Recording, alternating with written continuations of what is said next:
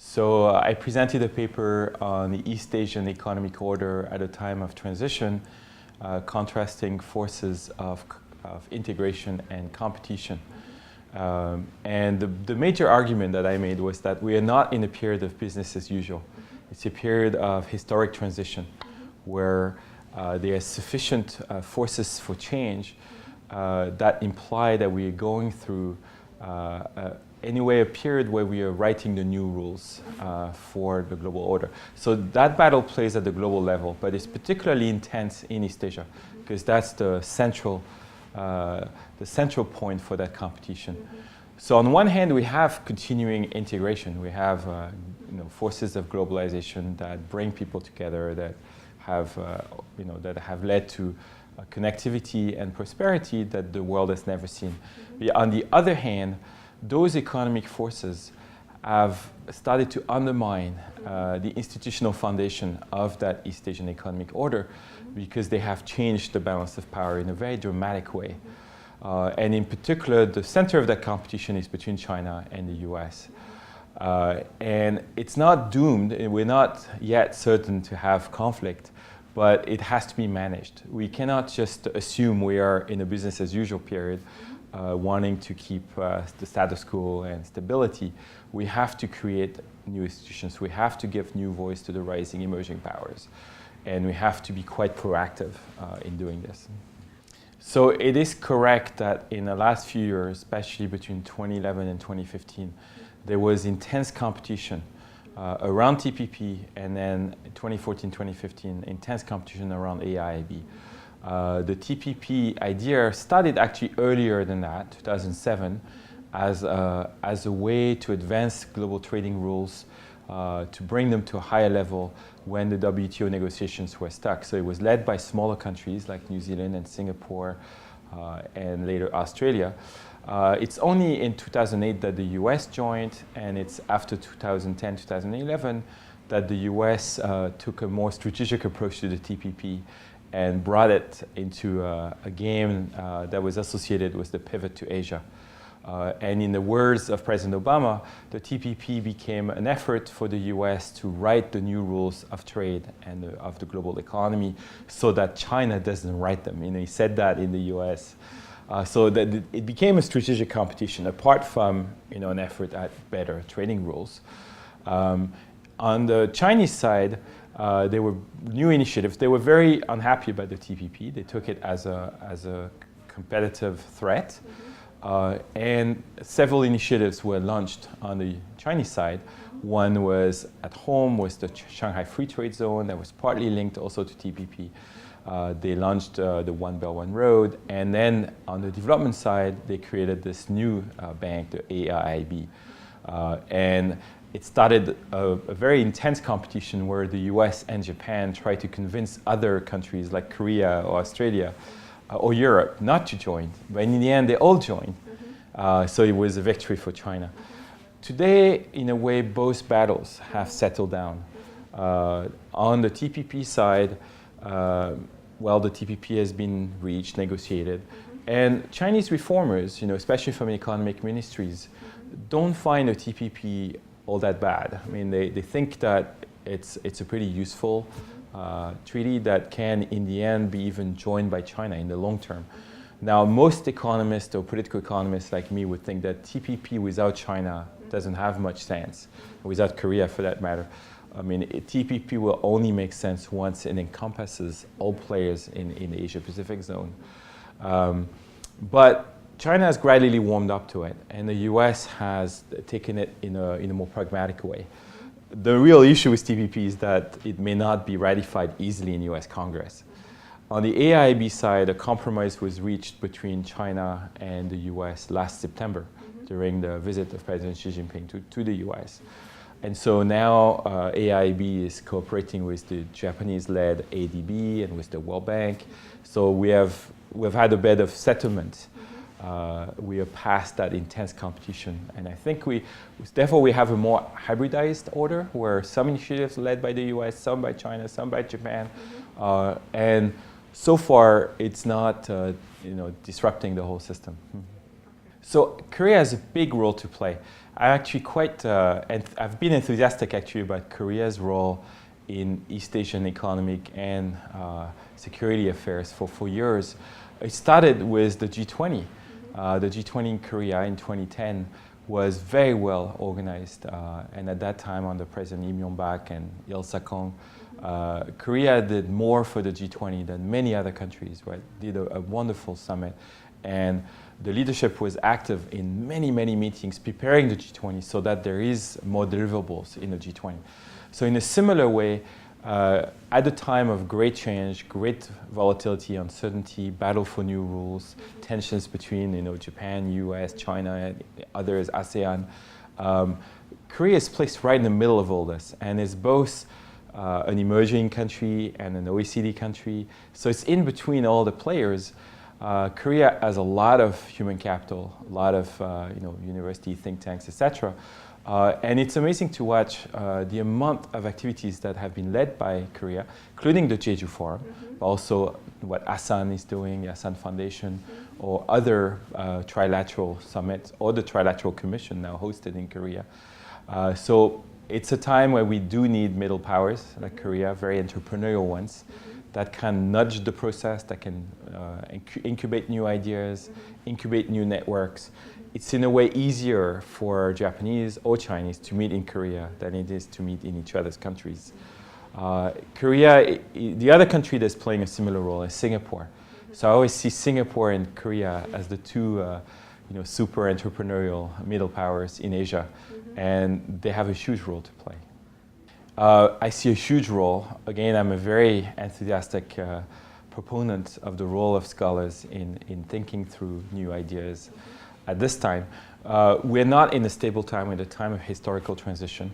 We need new ideas, new blueprints, new kind of institutional arrangements, new mechanisms, new networks, and those kind of things are exactly the work of where scholars have much to do. So there's a lot of thinking to do, there's a lot of action to do to put those ideas into networks, into ideas, a lot of policy involvement. What is necessary, however, is for scholars to not just do theoretical abstract work, but to actually bring this work down to policymakers, to society, and to try to turn it into actually operational ideas. So I think it's a time for scholars to play a bigger role, but also to be more entrepreneurial, to be academic entrepreneurs. And of course, their role in engaging the next generation, the students and younger people, is crucial as well. So it's an exciting time to be a scholar, actually, but high responsibility. Yeah, so it's my first time here at the Jeju Forum, but I'm very, very impressed by, first, the amount of people that are here from all the key countries.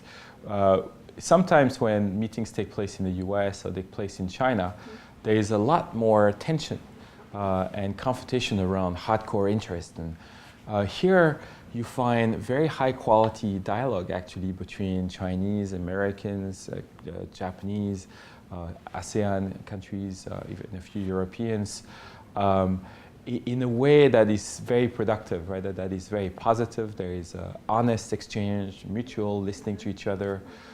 And I've seen panels with really good new ideas coming out.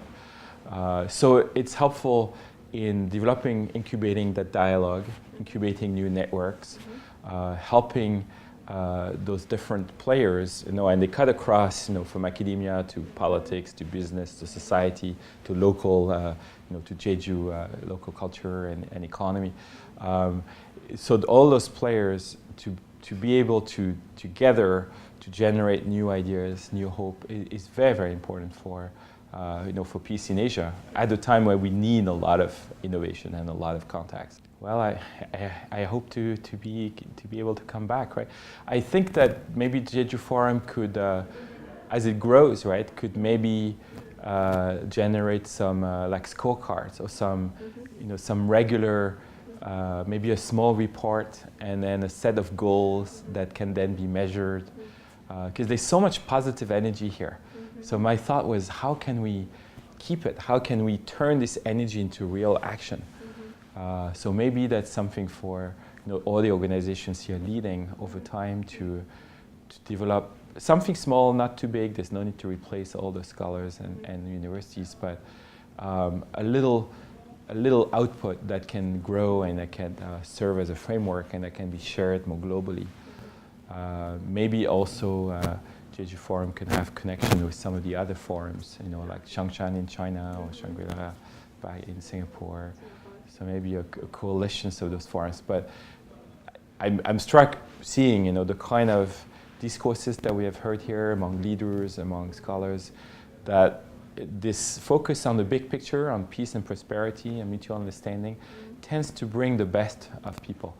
I've seen people, you know, have more dreams, dare to say bigger things, dare to listen to each other. So it's a very conducive environment.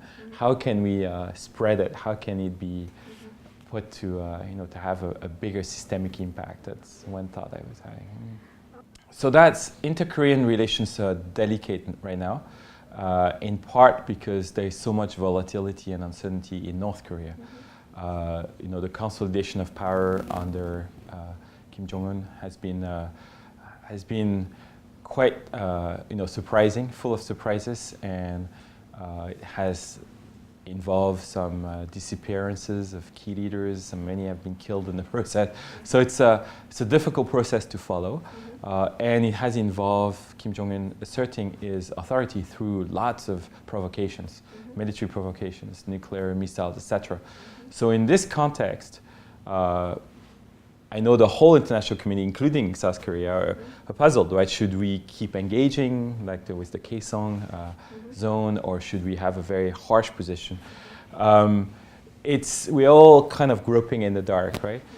But in the end, there has to be always an effort to understand the other side. So any effort to still have some presence in North Korea, in some way to have dialogue, to understand the frame of mind is important.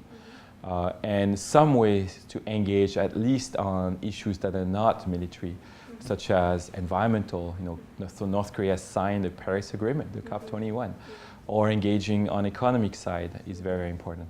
And our university actually has a program, you know, engaging on the economic environmental side. There is, I mean, it's always possible, right? But it takes hard work. So it will be possible if first, there are enough scholars, think tanks, organizations, institutions, civil society groups that are actively organizing to develop new ideas, new networks, and generating positive energy. Because the inertia in history, in the great forces of history, the inertia of, you know, realist thinking, competition between leaders, you know, to prove that they're powerful, those kind of forces sometimes dominate. And they lead to tragedy. So what we need is a counter movement, a counter narrative with, you know, with efforts to create an alternative future, to generate new ideas, new institutions, new networks. Humanity has had a sort of paradox, right? Because on one level we create more and more technologies. In a way, we have the technologies of the gods, right? We can do amazing things in science, in medicine, in social media, right? In computer science. And Korea is at the center of all this innovation. But on the other hand, we still see too many emotional responses among leaders, among countries. We see nationalist reactions that sometimes lead to many calling for conflicts, which I think we should be able to transcend. So with better efforts, we just have to invest more resources into building new approaches, new reflexes, new understanding, new institutions. And that's a key homework here in Asia. And I think that you know, the Jeju Forum and JPI, etc., are right at the center of this.